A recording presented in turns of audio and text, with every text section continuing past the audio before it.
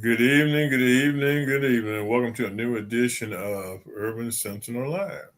I'm your host, Reginald Kearney, or Reggie Kearney. I'm the publisher of Urban Sentinel Magazine, which is a part of the Kearney Media Organization. And we're here tonight just to chop it up a little bit, talk about current events and what's going on around our neighborhood and our country. Waiting for my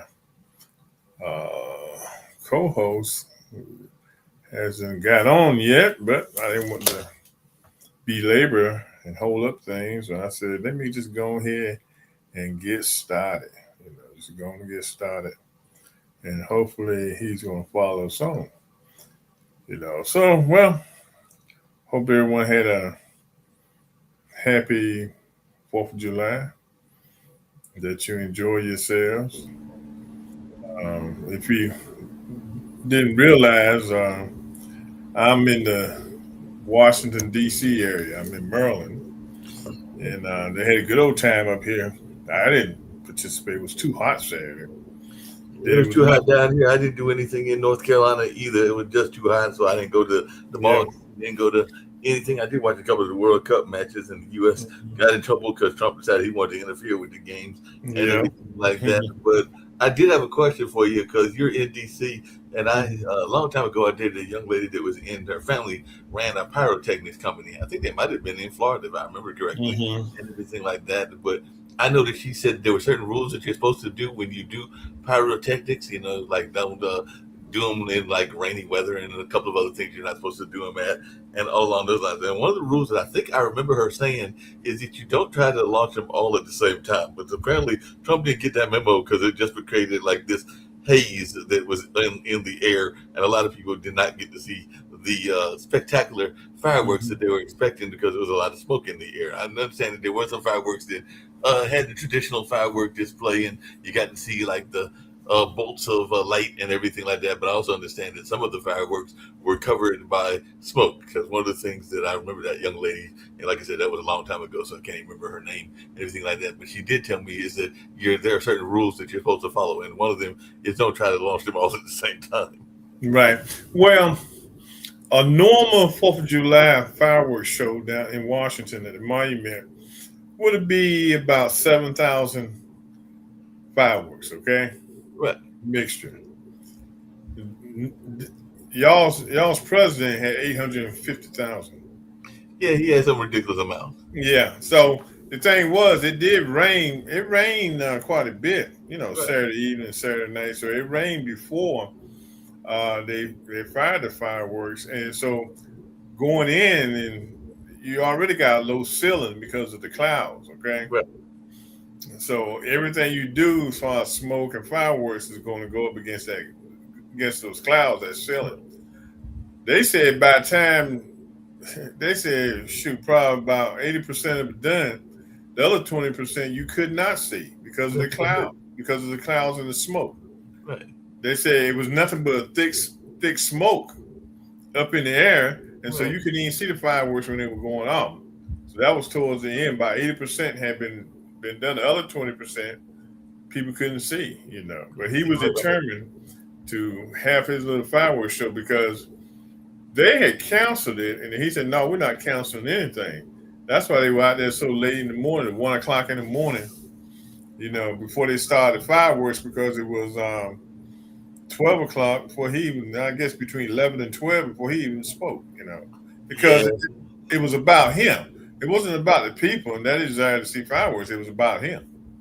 Well, a lot of things seem to be about him, because I know he's trying to got that reflecting pool, which I know you folks in D.C. and Maryland don't like, and then he's building a helicopter pad because he doesn't like the helicopter pad for his new Air Force One and everything like that. So he wants a new helicopter pad, and of course he still wants his grand ballroom, and he still wants a bunch of other things. I'm convinced that if he had his way, he'd build a moat and everything like that, like the kings of old used to have and everything like that. So I'm convinced if he had his way, he'd have a moat, and he'd probably have the dragons guarding the moat. Well, I heard on the news today he wasn't. You've seen the front portico and the big columns that are outside on the front portico. Right. Right. He's got issues with those, and so I don't know, man. The repair people over there, I don't know, they were analyzing and looking at it and see what they got to do, or if he's going to tear the front portico down. I don't know. I tell people before he gets out of office, it's going to be a skyscraper down there. They're going to call it the White House. It's going to be a one big building giant with his name on it. Just one big giant Trump skyscraper. But even that can cause troubles, because I heard that earlier today in New York there was a skyscraper near Times Square area that sounds like it was falling down. It wasn't one of his skyscrapers, but it was leaning. That was very surprising. And what happened was, they're using that building. They're making those offices into apartments, right? And part of the crew noticed that two of the supports were like kind of off, and it was causing the building to lean and sway. Right. So I mean, you talking about 37 floors. They said, they looked at it. They're gonna figure out tomorrow how to put support back there. My thing would be, I support tearing it down. Right. That's the kind of support you need. You need to tear it down, because what if you think you get that building setting right, and then another floor, the beams and stuff, bow or bend. And I think it's probably because of the hot weather we've been having. I'm pretty sure that building, they're not running that building with air conditioning on, just because they're doing construction. Probably got playing into, but probably no real AC. I also heard that he was doing something crazy in terms of Obama. So you got Obama in your back in your office and everything like that. But apparently he did one of his memes, and this time it was, I think, Air Force One and graffiti. So maybe he was trying to say that Obama had left some graffiti on the plane or something like that. He was basically he was just basically saying, that he had the word ghetto written on it. I didn't even say that picture. He was basically calling Michelle and Obama ghetto. That's basically what he was doing. Yeah. His own, what he considers funny way, that's what he was doing. He was insulted them in his own way and everything. Yeah. So, but now Trump is over there in Turkey, and I understand that Erdogan is the head of Turkey, and Erdogan, I think, is one of his friends along with Putin. But a lot of those other English leaders probably are going to ignore him. He was over there causing insults to the Italian woman, saying he needed a restraining order from her because of their spat, and they used to be allies, but now they don't like each other and everything like that. So yeah, he's basically trying to insult people, and even the Italian government was like, we don't back down from nobody and everything like that. So yeah. I mean, he's got issues. I mean, like I said again, he's trying to make it all about himself. And we hey, Richard, what's up, man? Richard has fellas. Yeah. How you doing, Richard? We're talking about your buddy Trump and his firework display, and the fact that 20% of the fireworks was actually smoke and everything like that, and he did some other crazy things. So what are you hearing in the streets of Florida about Mr. Trump and his craziness? Let me tell you, when I think about that, that whatever that was supposed to be for the 4th of July, they had this brother fly in with a parachute, and he was dragging a flag behind him. I don't know if y'all saw that, but he had this huge American flag. I can tell you that he's never done that before, right? You jump out of an airplane, your body weight is carrying you as you're floating on this parachute, and you land where you're gonna. You've seen guys do that before with these what they're special kind of parachutes, but he never calculated what it's like carrying a huge flag that's probably weighs as much as he does. So now it's like two people. He times it to come landing on the thing, and the flag got snagged onto the trees and slammed his behind into the tents. So he tries it the second day, same flag, same thing. And coming in this time, the flag got caught on the stage and he slammed it to the wide screen.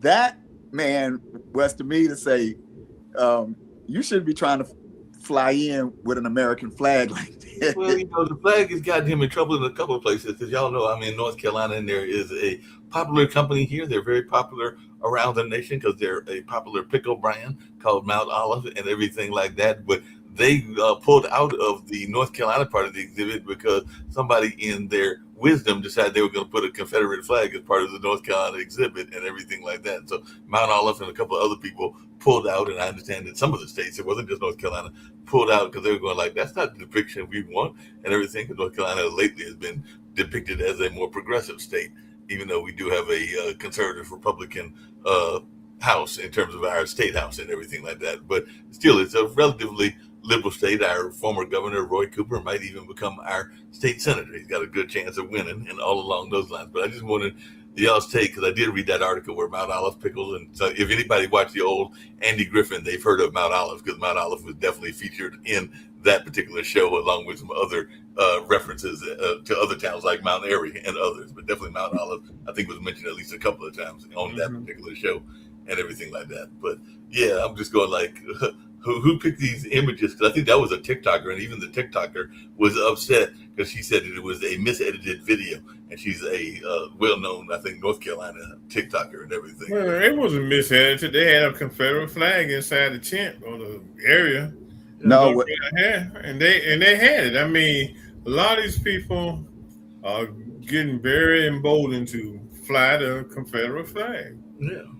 With no consequences, so it's happening. That's one thing we got to get used to as a society, because racially everything is going downhill.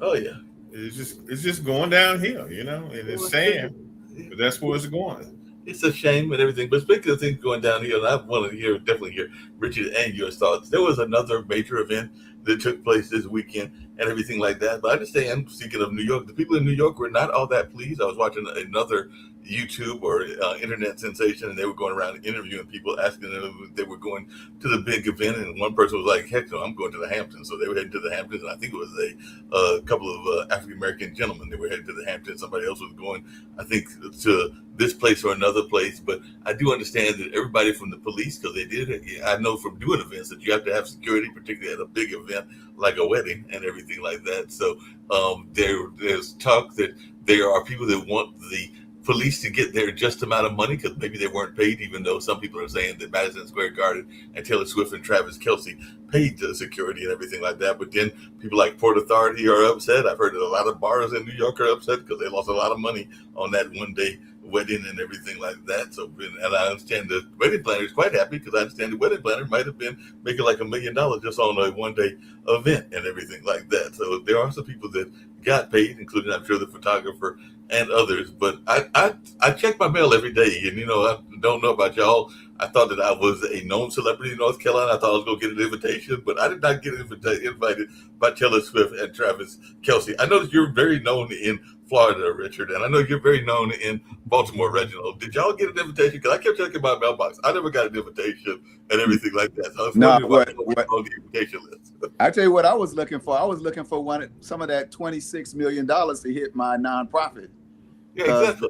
They donated $26 million to 20 nonprofits. One of the nonprofits that got money was Dolly Parton's nonprofit. I mean, like I'm certain her nonprofit needed that million.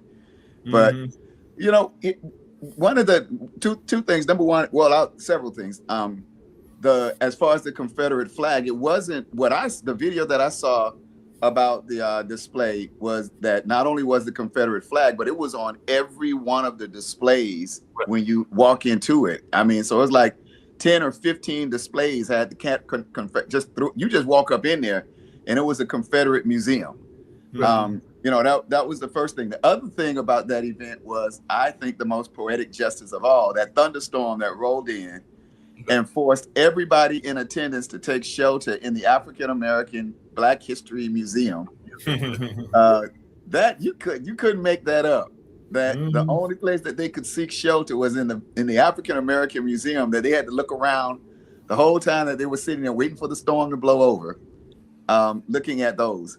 And then I don't know if you guys heard about it, but I'm certain you have. Yesterday, Trump announced these the Trump accounts. The Trump accounts. Yeah. I heard about the Trump accounts where he's going to give this money to our young people. Before you get to that, Now, I did go to the first Obama inauguration, and if I remember correctly, correct me if I'm wrong, Richard, because it's been a minute since I've been to DC and everything like that. But I have been there in the past, and definitely correct me if I'm wrong, Reginald. But I think the only other two places that they could have gone to get shelter, based on when I went to the Obama inauguration, and the Black Museum hadn't been built at that time, so they could have gone to the Native American Museum, which would have been just as equally as bad because that's near the African American Museum. Yeah. Built at that time of Obama coming in. And the other places they could have gone, they might have been somewhat safe, if I remember correctly, is I think, because that's where me and my friend went, is I think because we stopped at Native American, but I think Aeronautics is near there as well. So they could have stopped at Aeronautics. Both of them were right next door to each other.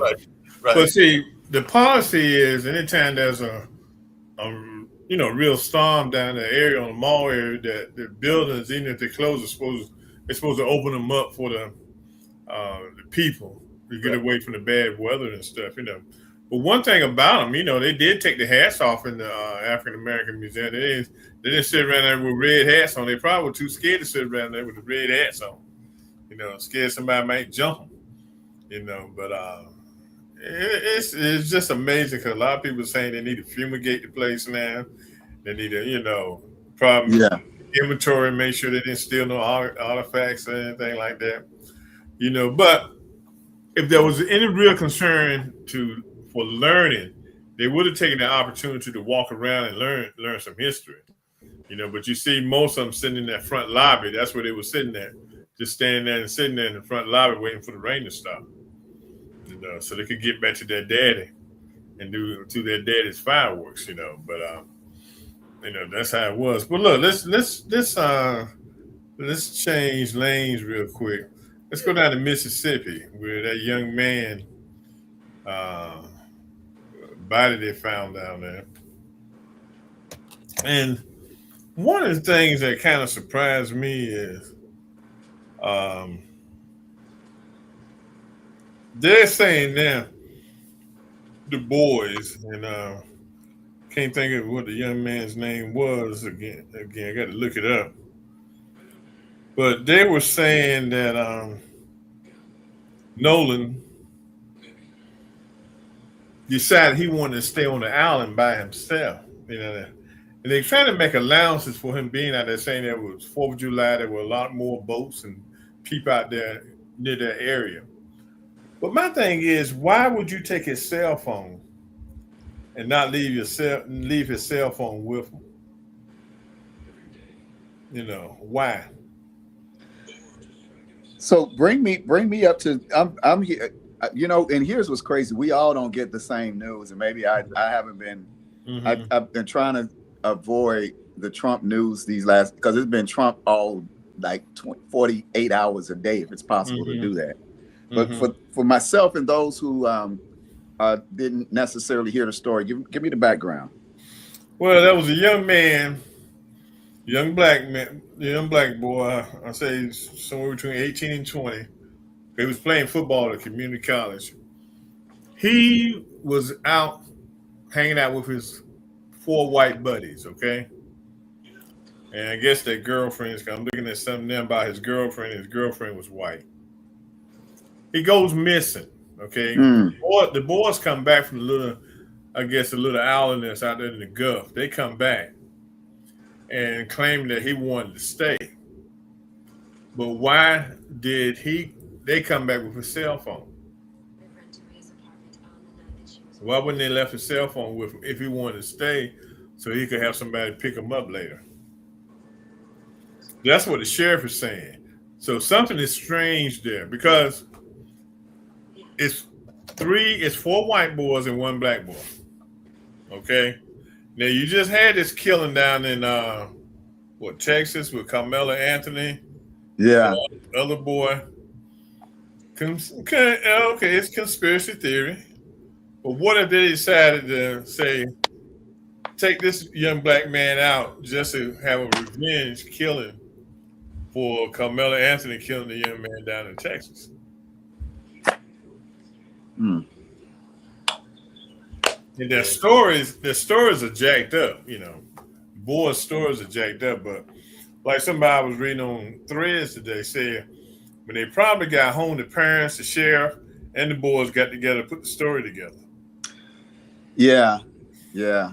I what's I don't know if I shared this with you guys, but when I hear stuff like this, especially the white boys and the killing in Mississippi, um, I go back to my personal story because my family, my great grandfather is listed there in the lynching museum. Oh well. Rich, if you look at the 4,500 names, you'll see Richard Cuff on the record. And but what's crazy is the story was that he was lynched by the colored Ku Klux Klan. The colored Ku Klux Klan. First time I heard the colored Ku Klux Klan. See that? Let me tell you. So I did the research and found several articles back in the day, and all the news stories were that 5 white men testified before the grand jury that they saw a colored man leading 5 hooded men. They don't, so he was leading the Klan. I was like, if you see a black man walking in front of the Klan, he ain't leading. Nah, he probably getting get hung. Well, and so what happened is they were there, and I'm actually working on a story based on this. So it's based, it would be based on a true story. But the way I look at it is what they were looking to lynch 4 young men. My great grandfather was the youngest. He was 18. And but they were going to lynch 3 other boys, they called them. But the way that I look at it is they were in line to inherit the parents' farms, because this is right after the Civil War, the 40 acres and a mule. And imagine these 4 families combining their 4 farms and becoming the largest in the county. Well, they want to lynch them. But they kicked the door open, and one of the youngest Klansmen was shot in the dark. And when they lit a candle, they saw they had shot my great grandfather in the head. They ride off, and the neighbor, probably recognizing the horses, could tell who they were. The Klansmen said that neighbor and the one that they were leading were the ones who did the murder, and that neighbor went to jail, hard labor for life. But he served 10 years before I think 2 of the Klansmen confessed on their deathbed, and 10 years. But he served 10 years in prison. The other guy escaped. But my point is that these stories that are happening today are reminiscent of what was happening 150 years ago. And it's the same story. It's like America's love affair with racism is just amazing. And it's, and I won't say I blame more, because I definitely don't want to take anything off of the shoulders of the true racists. But it's the white people who are middle of the road, and they're just quiet because, they don't want to rock the boat. They don't want to, it doesn't bother them. It doesn't hurt them either way. They can see it going on. They know it's blatantly racist, but they are quiet. And it's those quiet ones that are giving license to this nonsense that we've got going on now with, especially Stephen Miller, devout racist in the White House. So I'm gonna do more research on that story. Do you have the guy's name in Mississippi? Yeah, Nolan Wells, I believe it is. Nolan Wells. And that amazing, man. It's like they don't even have news. I'm just thinking about the local. I don't know how your local news is, but here in Jacksonville, you watch the evening news and you literally get 7 minutes of news. Then they take a commercial break, and then it's 7 minutes of sports and 7 minutes of weather. A guy standing in front of a screen pointing and saying, "This is 67 and 72 and 6 for," and that's the whole news broadcast. So stories like this don't get covered. And that's why it's important to follow this up. Yeah, 18-year-old. Yeah, because see, this is the thing. Okay, let's discuss this now.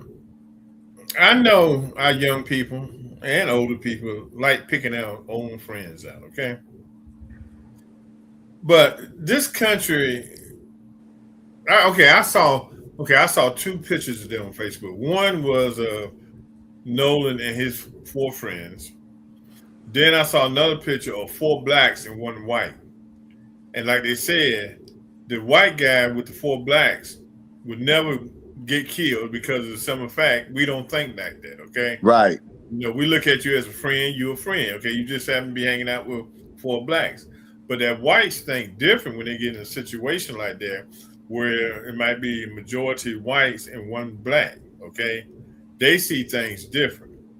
Okay, the boys, they're gonna have to explain why they had his cell phone. Okay, you know, eventually it's gonna come out. Look how long it took them to get Aubrey's killers taken care of down in Georgia because Yeah. of the DA and the killers. Okay, and they were working in cahoots together. Look how long it took them. And I think the sheriff might have been somebody in the sheriff's department might have been involved also. But look how long it took them to bring that, get justice for Aubrey. And I think the same thing is going to happen in this case with Matthew. And then I've read a lot of posts today with parents now, especially black parents, are telling their kids, look, you got to pick your friends differently, okay? Well, I speaking mean, of picking your friends, said that they got to do that, but it's all about survival right now. I know it's all about survival. And speaking of picking your friends differently and everything like that, and I'd love to hear y'all's thoughts around this.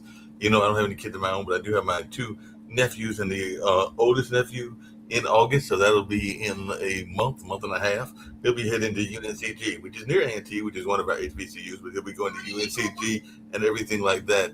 But I was just wondering, he's already got his roommate, and I think his roommate is a brother because he literally found out his roommate the day of his graduation, which I don't remember when I was in high school finding my roommate till I got to college and everything like that.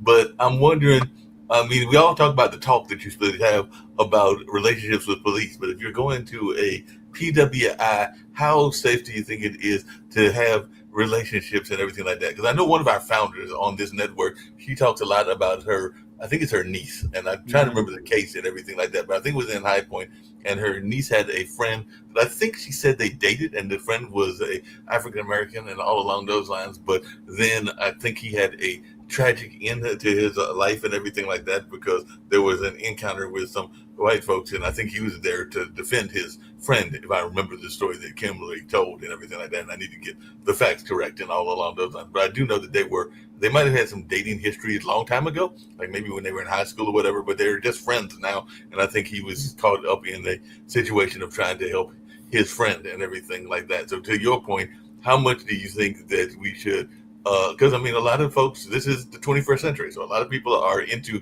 interracial relationships, whether that's white, black, whether that's white Indian, like Indian from India, whether that's Asian and whites, or even though some Asians think that they're more white than they actually are, and everything like that. But what is y'all's take on the state of interracial relationships now, particularly with our young folks? So, like I said, all I've got is my two nephews and some second cousins and third cousins that are in that age range, and some of them claim their native side more than their black side. But I can't remember, Richard, if you've got kids. I know Reggie's got kids, but what are you telling your kids about the notion of going out on dates cross culturally? Well, I can tell you, my wife and I, we experienced that primarily because we were very deliberate in exposing our children to things outside of our community. Right. My daughter, started playing violin at 4 years old, and well, actually earlier than that, and my son followed behind. So that got them into playing in the orchestra. And then when we took them to the orchestra, they were maybe. I ultimately became manager of the youth orchestra here for the Jacksonville Symphony, and so I managed 6 orchestras from kindergarten all the way through early college at level. And there was a point where we had maybe 12 African Americans, and 2 of them were my children. Mm-hmm. So it's number one, that's the biggest issue right there, is that we don't automatically expose our children to each other. Right. And so it's then when we do, the only perception that our children have is what they've seen in the media. Right. Now, black children don't have a negative belief about white children. So when my son and my daughter went to this middle school of the arts and high school of the arts, and they were around all of these, it was eclectic cultures. They were just glad to get to know everybody there. But these white kids are coming in bombarded by Fox News and their parents and everything else. And I'm looking at that image of this young man, Nolan, with his white buddies. And I can see my 18-year-old son when he says, "Dad, can I go hang out?" And I go, "Yeah, sure." I never questioned that he was going to go and hang out with his white friends. He was comfortable around them. That's who he was. And I'm certain that this mother of this young man, when he said he wants to go out and hang out with Dylan and Jake can, like, sure, go. But somewhere in that crowd seeped the same poison that one of these boys' fathers absorbed, that racial nonsense, and fed it to one of those white boys. Because you're right, how he just gonna end up dead?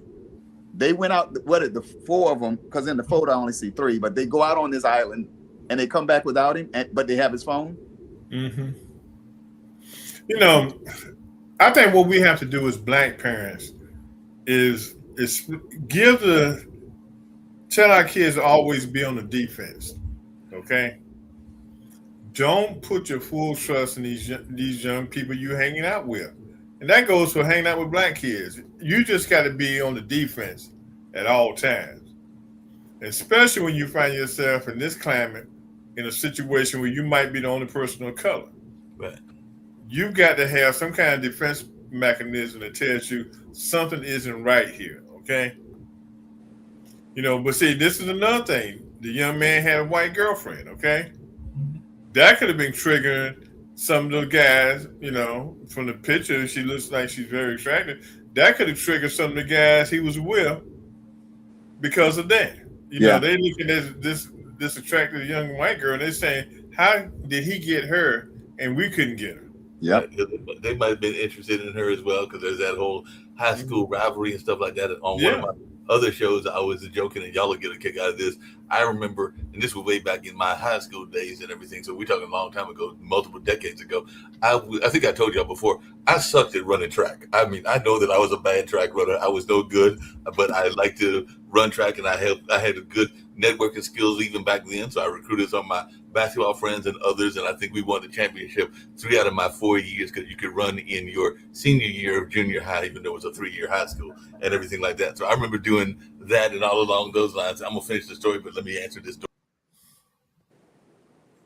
No, you back? Yeah, no, I'm trying not to be back. Hold on. I'll keep the conversation going. Oh, okay. Yeah. Well, when he comes back, but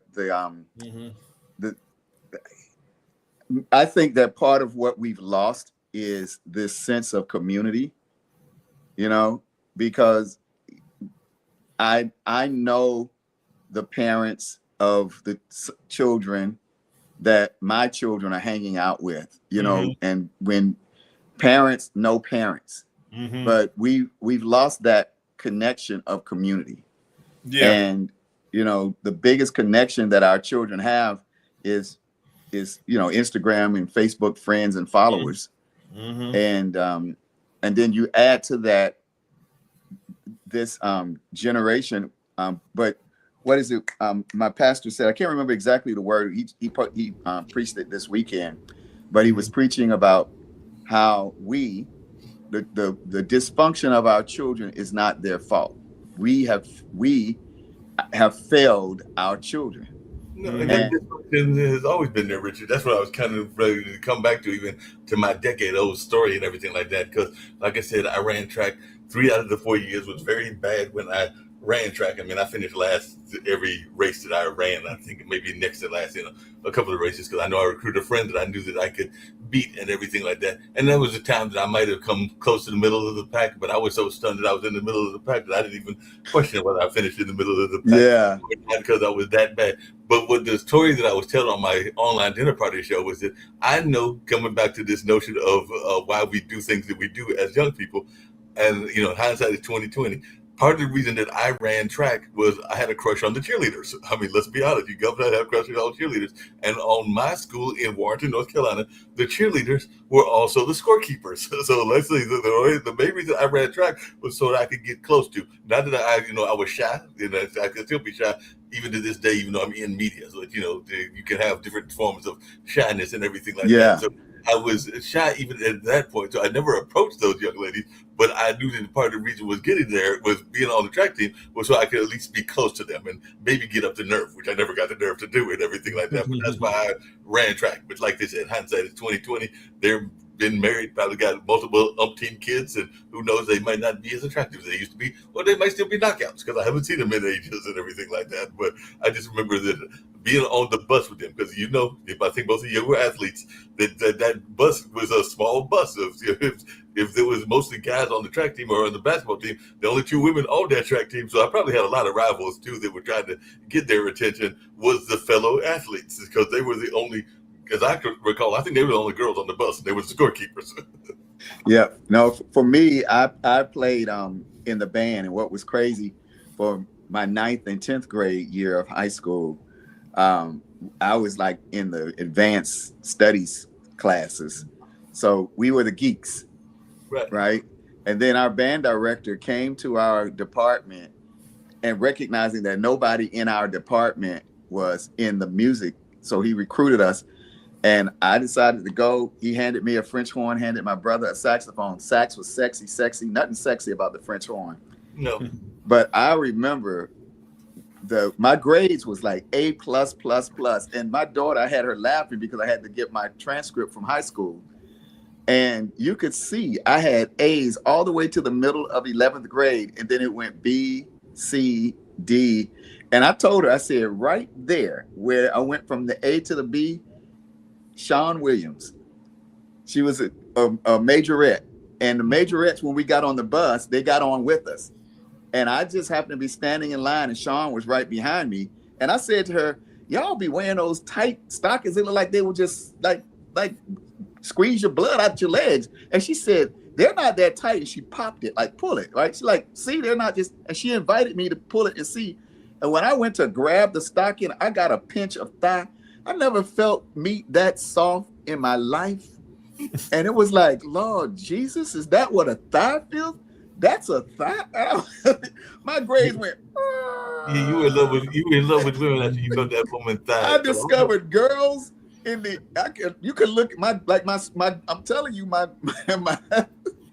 my report card says right there is Sean Williams. It's all Sean Williams. I got to teach y'all about something, because you were talking about the symphony and the bands, and we'll come back to a good note with Trump and 4th of July celebrations. Because you were in the symphony and you ran some symphonies, like youth symphonies, Richard, and everything like that.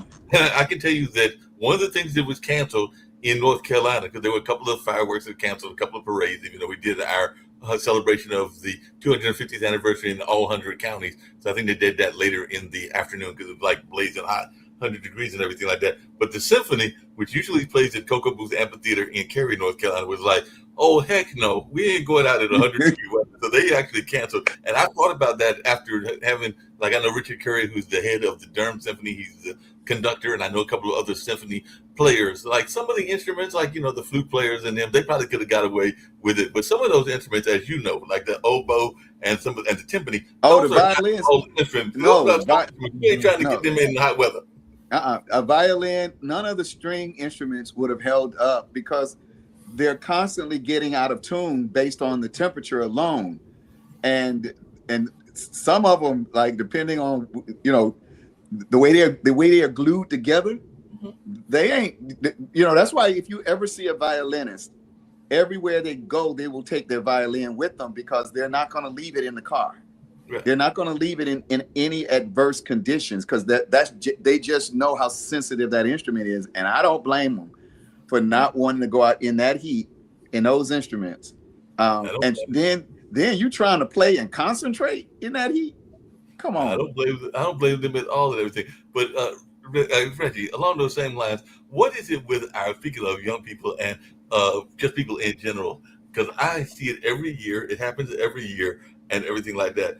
If it's 100 degrees outside, why are you bringing either your baby or your dog and leaving it in the car if you're running off to the store? It happens every year, and I think that is just a shame on humanity that they're supposed to do that and everything along those lines. You don't need to bring your cat. You don't need to bring your dog. Because if you got a pet raccoon, you don't need to bring him out and everything like that. And you definitely don't need to be leaving no babies out in hot weather. But I know that it happens in D.C., it happens in New York, it happens in all these places where these folks are like, they say they got to run to the grocery store. Leave that baby with a caregiver or something. Don't be trying to take that and leaving him frozen in, I mean, not frozen, but locked in a car when it's 100 degrees. If it's 100 degrees outside and the car is closed and the windows are up, it's probably 120 or 130 in that car. Yeah, absolutely. Yeah, we do some crazy stuff. I have well, I was working at, on the way of them becoming a client, and that hit close to me because I teach music programs to we bring our music program into kindergartens and preschools. So and this one just was not near my heart. The van that they would drive, I would park next to it and would go leave the lessons. And that morning they parked the van, and when I left, the baby was on the van, but I didn't know it. That and left out in that child died. And I mean, it just messed me up, because every time I hear about the death of a 4-year-old, a 3-year-old, somebody left in the car, it hits me especially hard because I work with these little ones. And they are so special. One of my students last week, in fact, I'll see her tomorrow. She's 3 years old, and she's only in my class because her 5-year-old sister, I'm going over to her house to teach. But I noticed that the 3-year-old wanted to be in the class, so now I teach her, and I'm playing a little song, and they're plucking right now, and I'm plucking at the 5-year-old, and her older sister goes to the bathroom, so I'm just with the 3-year-old playing, and the little girl looks up at me and she says, "Mr. Cuff, slow down." Just the mere fact that a 3-year-old could think that way, like, I can't get this. Most 3-year-olds would, and this is going to bring us back to what we're talking about with our children. Most 3-year-olds, most children lack executive function. Right.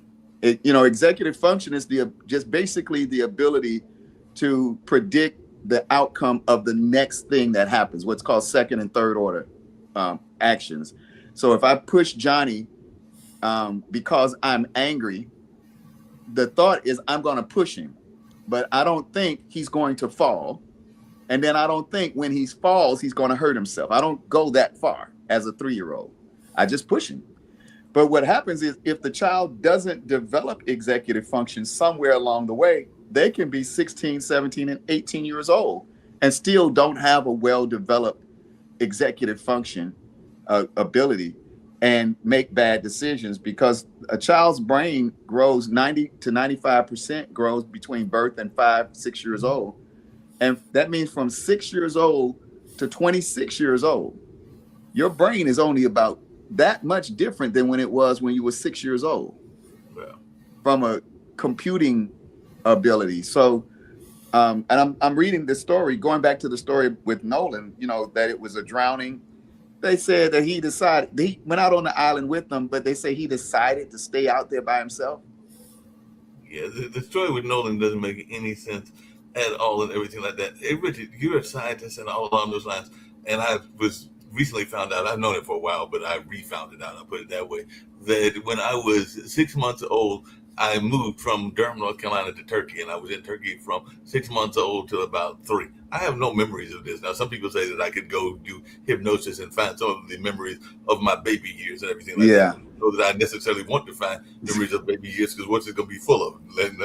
Wanting mommy's milk and stuff like that. So I don't know that I necessarily want those images. But I have heard from scientists that you can't go back and go back as far as your actual birth if you want to go back that far in hypnosis. Like I said, I think that my earliest cognizant memories are probably, like I said, definitely mentioned high school memories, and I definitely have those fairly clearly. And I have some memories of like even let's say 7 and 8 years old and all along those lines. But after that, it's probably like 6 or 5 before any of the memories become somewhat cognizant. Anything before that, I don't have that much memory of. Maybe y'all do better than me. Maybe y'all remember y'all's babyhood, but I don't remember my infant years. And I don't know that I want to remember my infant years, because those years are pretty much just survival, because you're just trying to see where your mama's milk is at if you're being milk fed, or where the formula is if you're being formula fed, and everything like that. Right. So, and trying to learn basic human activities, like how to use the restroom and stuff like that. So basic human activities is what you're really learning in infancy.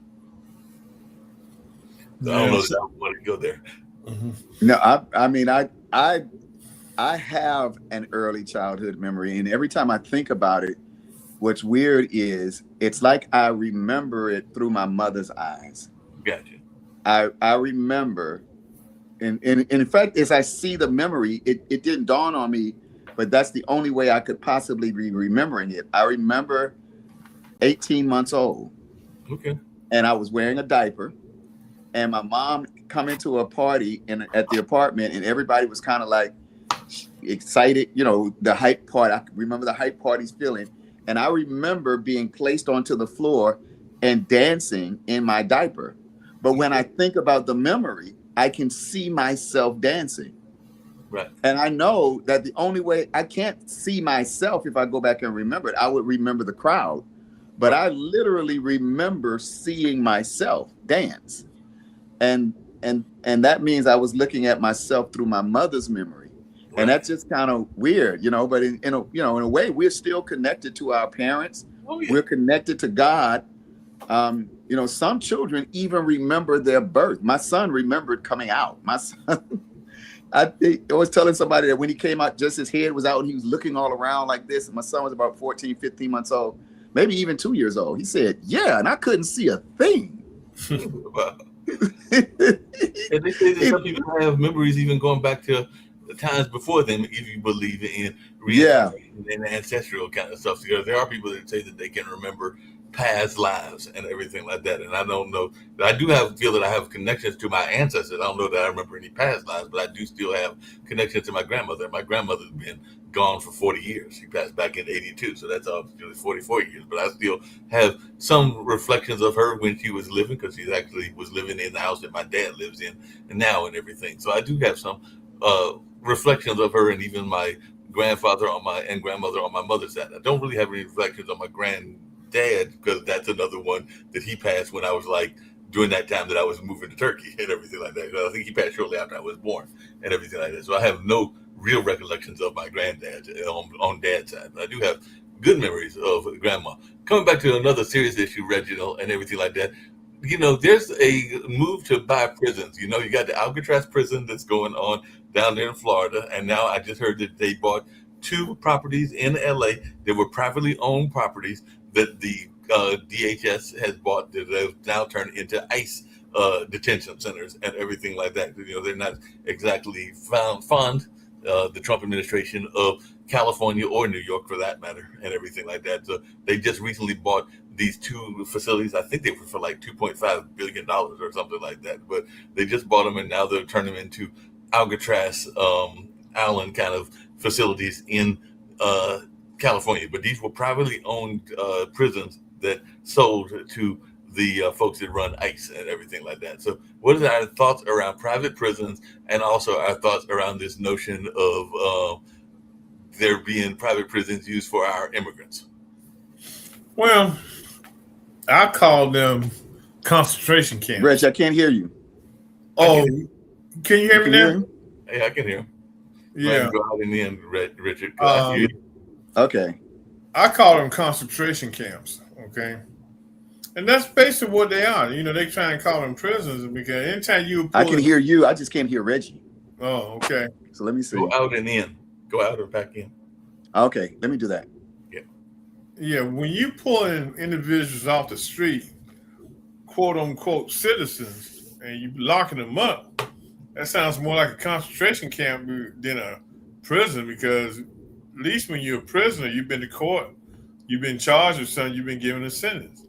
Here you've been taken in off the street to later on to be shipped to a place unknown, you know, to get you out of this to get you out of this country.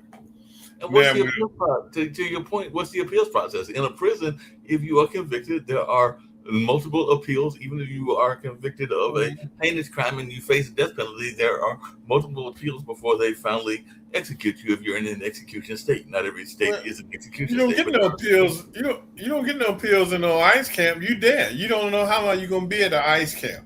Okay? Right. You just don't know. You could go there and be there for 2 days. You could go there and be there for 2 months. Right. You know, but you don't know how long you're going to be in the ICE camp. And I think what's happened is it's money to be made.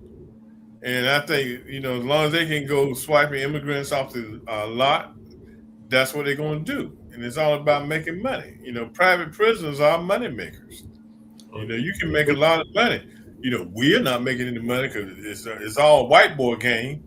You know, they're the ones building the prison camps. I mean, we're not getting anything, you know, but it's all about making money. You know, Richard, you're a historian, and I have the claim of being a historian for hate time and all along those lines. But hasn't it been about making money since the beginning of the prison industry? Because I mean, we still got chain gangs in North Carolina and other parts of the South. So I think the prison has been part of the money-making institution since its inception, back during slavery and everything absolutely. One of the two things I've always said that, and I would love for our viewers to go and research it. Number one is the 13th Amendment that did not abolish slavery. Everybody says it abolished slavery. It did not abolish it. It banished it. Banish just simply means to be sent to the far corners of somewhere, but it sent it from the fields to the prison, because the 13th Amendment reads, neither slavery nor involuntary servitude except as punishment for a crime shall exist in the United States. The only reason why that exception was put in there was because when the 13th Amendment was signed, it was signed by those who were trying to keep the Union, what was the Union, together, and not have us be plunged back into another civil war. So what should have happened was they should have literally wiped out every southern state. Not one southern state should have ever existed, and they should have reassigned those states. Instead, they were trying to deal with the leaders of those states and bring them back in, and that's how prison came in. The other thing, I don't know if you guys remember this name, Marva Collins. Yeah. Remember the Marva Collins story out of Chicago? Yeah. She did was the first private, basically a successful Black private school, and she got a lot of recognition and everything. But what most people don't know is that her school was funded with funding from the Department of Justice. Right. So money for alternative schools came from the prison system. Them Republicans said, nah, we need to pull that money from the public school system and not touch the prisons. It would be totally different. So if we took the exception out of the 13th Amendment, that would change the motivation for incarceration altogether. And number two, if when we created charter schools, instead of taking that money out of the public school when the student leave the money in the public school and take it from the prison system and watch what happens. You remove that profit motivation, and those two things, I believe, would fix the prison system overnight. Other than that, The third thing would be paying them a federal minimum wage while they're in prison, so they're not working for 2 cents a day, but tax the hell out of it. So if you're in prison and you're making $25 an hour, and you get a check that should have been, let's say, $2,500, but instead of $2,500, you get $17.50 because you got that prison tax to pay for all your nonsense. I guarantee you, brothers ain't gonna be leaving prison making $25, $30 an hour, maybe $50 an hour, and then go right back in prison again. If we were to treat the prison system the way that it's supposed to be treated, psychological rehab, rehabilitation, those kinds of things, without the profit motivation. But Richard, isn't part of the problem with prison also the abuse that takes place in prison? Because I remember, and I was actually talking to somebody about this case because it was a person that did a poem that featured this particular case. But then, if you remember, North Carolina, there was the whole famous case of Joanne Little, who basically did a defense against a prison guard, and she won her case, even though she had some trouble later in life and everything. But she had Kunstler, I think, was her attorney, and everything along those lines. But I just wonder, isn't part of the problem that there is too much incentive to have bad actors in the prison by our prison guards, whether that white guards or black guards and everything like that? Because a lot of people are going like, I can sell them some dope if they're hooked, and I can definitely, if they are women, abuse them, and all along those lines. And I'm sure some of the men are being abused as well, and everything like that. So it seems like it is a fire of like a keg of disaster.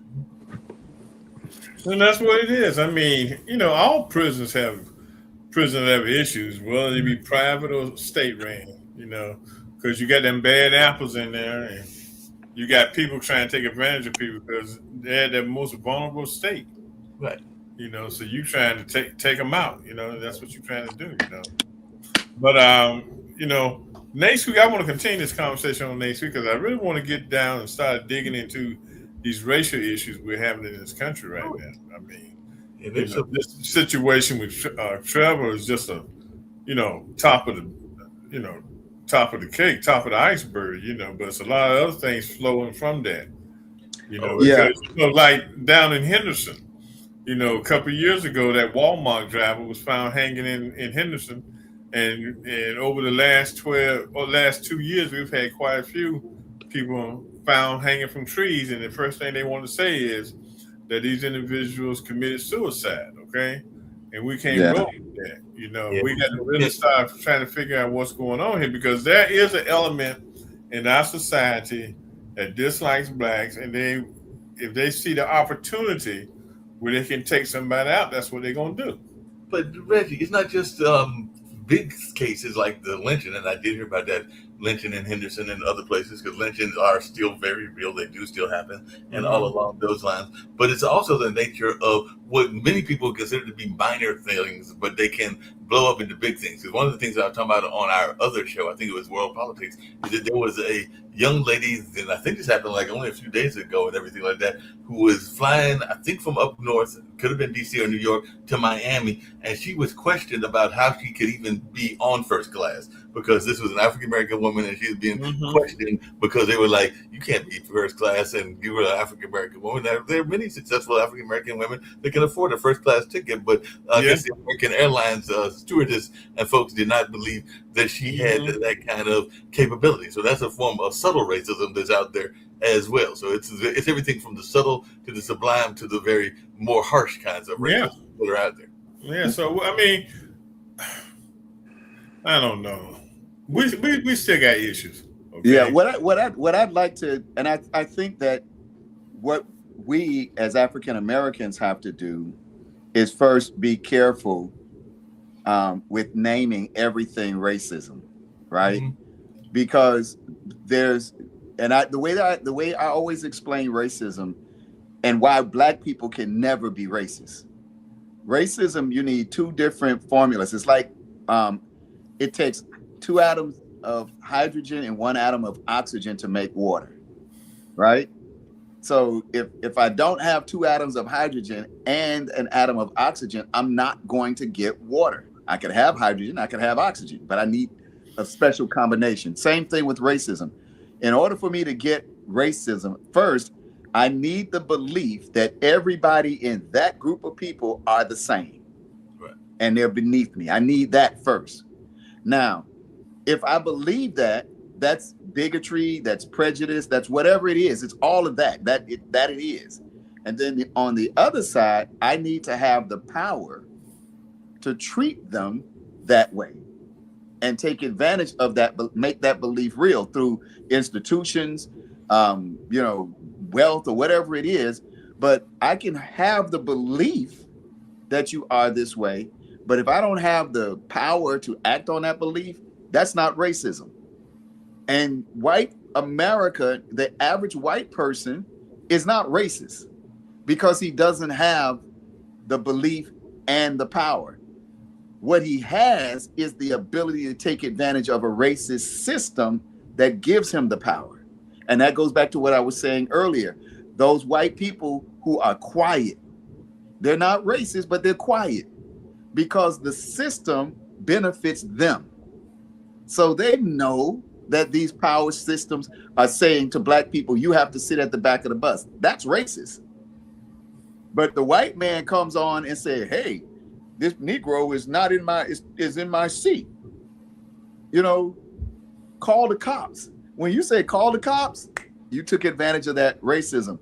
Now, a black man cannot be racist because if a white man was sitting in my seat and I picked up the phone to call the cops, the cop's gonna arrest me when they get there.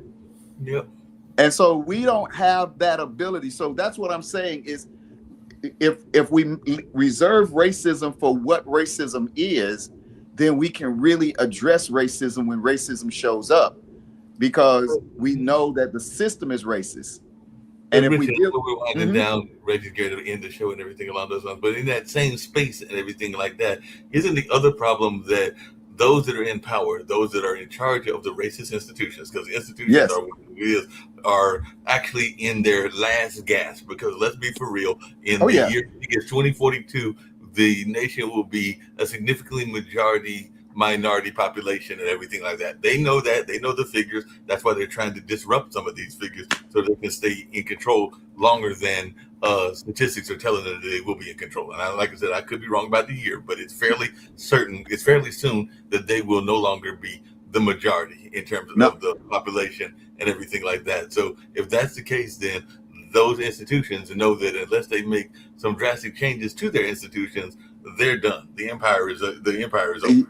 Also add to that, from starting 2026, because the baby boom began in 1946 and went for 18 years through 64. Now the first baby boomer is 80 years old. Every day for the next 20 years, 11,000 baby boomers will die. Right. And there's over $124 trillion of wealth that's about to change hands over these next 20 years. So you got like a double whammy.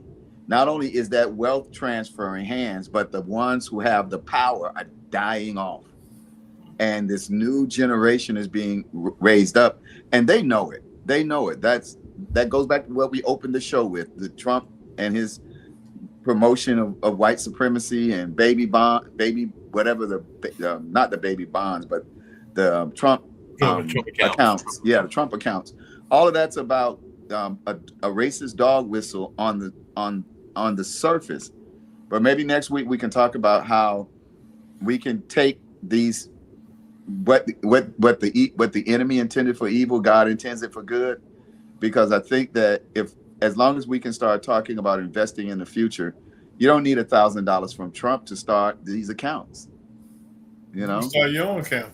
Start your own account. Yeah.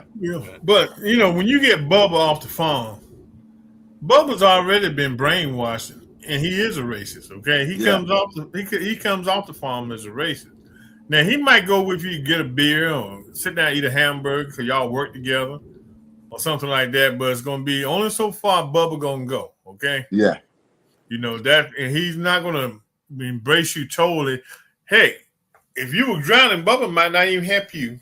He might not even save your life. Okay. Well, that's how Bubba sees things, okay? Yeah, and what I was saying, and I know Mark will hop on up as you're wrapping up here. It's not that I'm saying that that's racist to be racist, but I'm talking about what is racism. And racism, the thing, is the ability to have the belief and the power.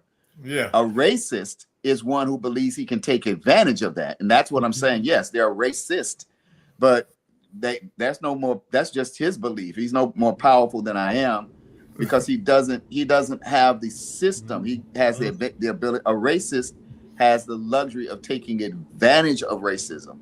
Right. And that's we as African Americans will never be able to take advantage of racism. You know, and if you look at some of your postings, you know, how people react to your postings on Facebook, especially whites, they try to flip the script and want to call you a racist when they all out of sort. You know, I mean, they come at me all the time. The